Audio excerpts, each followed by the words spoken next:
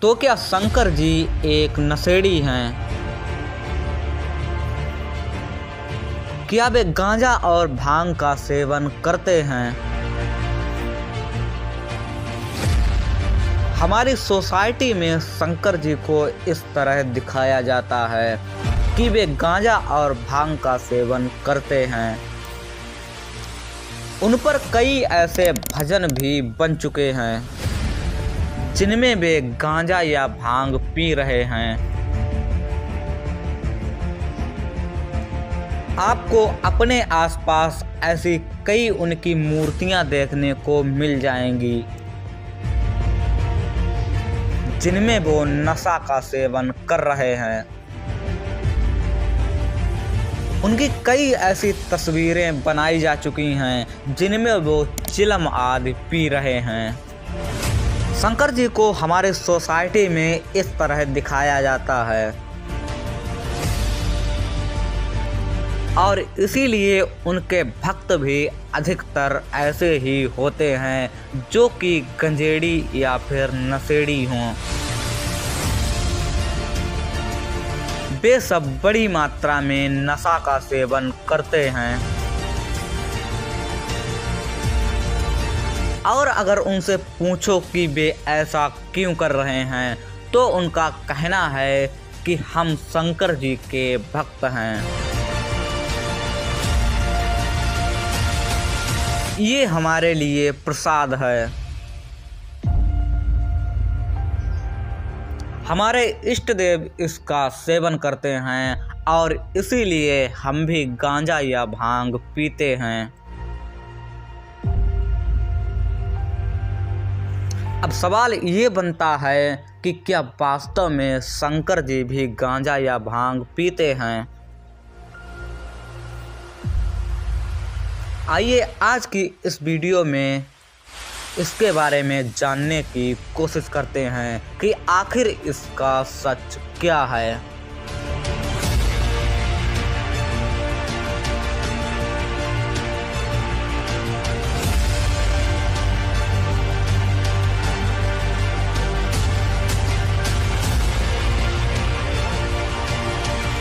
शंकर जी को गंजेड़ी के रूप में पेश किया जाता है और ये उनकी छवि को खराब करने की एक साजिश है। हमारी सोसाइटी का कोई व्यक्ति अगर गांजा या भांग का सेवन करता है तो उसको गंजेड़ी या फिर नशेड़ी कहा जाता है, लेकिन वहीं अगर कोई बाबा इसका सेवन करता है तो उसको अघोरी कहा जाता है और वो स्वयं को शंकर जी का भक्त कहता है। शंकर जी गांजा या भांग पीते हैं ऐसा किसी भी पुराण में वर्णित नहीं है।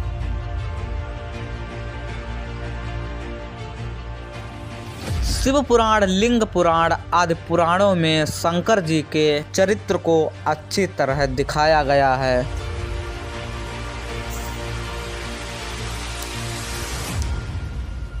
लेकिन ऐसा कहीं भी वर्णित नहीं है कि शंकर जी गांजा या भांग पीते हैं।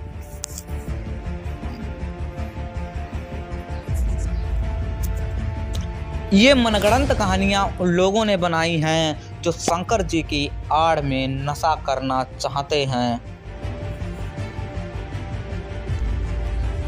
और इसीलिए वो कहते हैं कि हम शंकर जी के भक्त हैं, इसीलिए हम इसका सेवन करते हैं।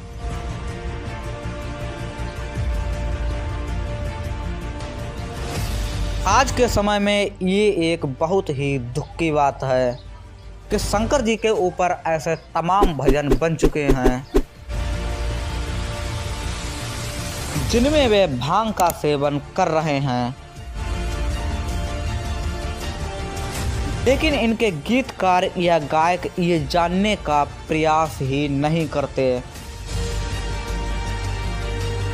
कि आखिर इसके पीछे सच्चाई क्या है। मैं जो गाना गा रहा हूँ उसका आधार क्या है? चलो इन लोगों को तो छोड़ ही दो। बड़े बड़े मंदिरों में भी बड़े बड़े पंडित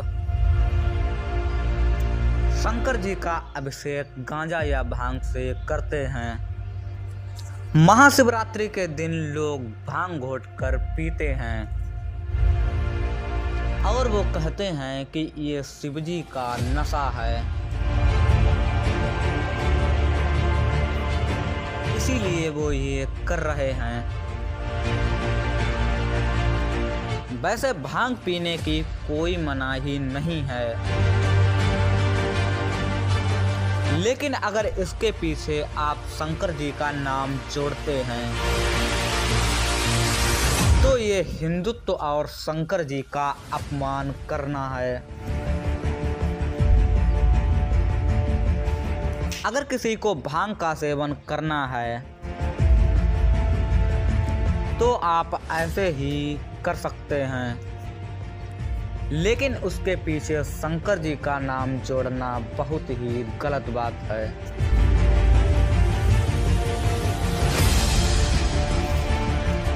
शंकर जी ने एक बहुत ही भयानक विष का पान किया था। समुद्र मंथन के समय 14 रत्न निकले थे, जिनमें ऐरावत हाथी इंद्र को दे दिया गया था। समुद्र मंथन में लक्ष्मी माता भी निकली थीं और उनको विष्णु जी को सौंप दिया गया था। साथ ही उसमें ऐसे कई रत्न निकले थे जिनको अलग अलग लोगों में बांट दिया गया। देवता और असुर अमृत को पाने के लिए ये समुद्र मंथन कर रहे थे।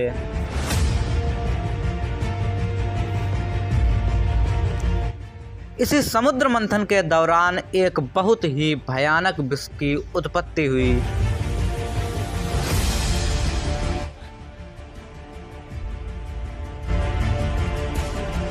ये विष बहुत ही भयानक सिद्ध हो सकता था।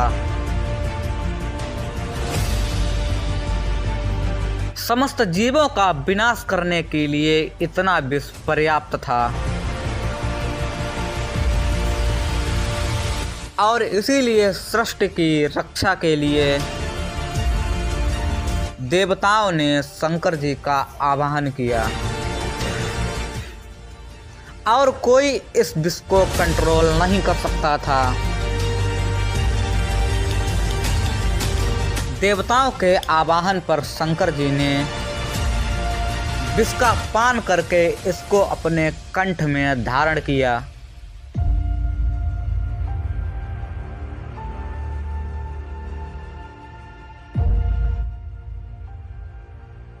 और तभी से शंकर जी का नाम नीलकंठ पड़ गया।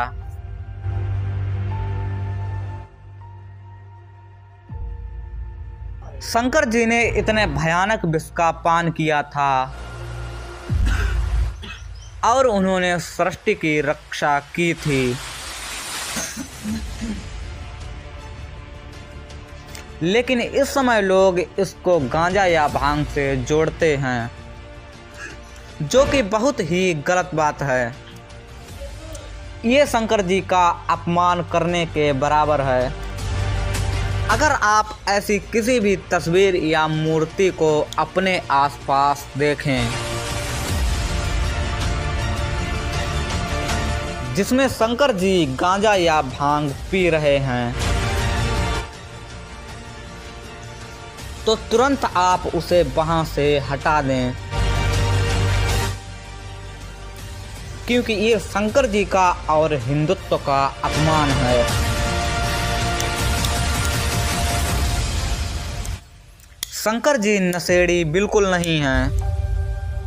ये मनगढ़ंत बातें उन लोगों ने बनाई हैं जो शंकर जी की आड़ में नशा करना चाहते हैं। जो लोग इस तरह की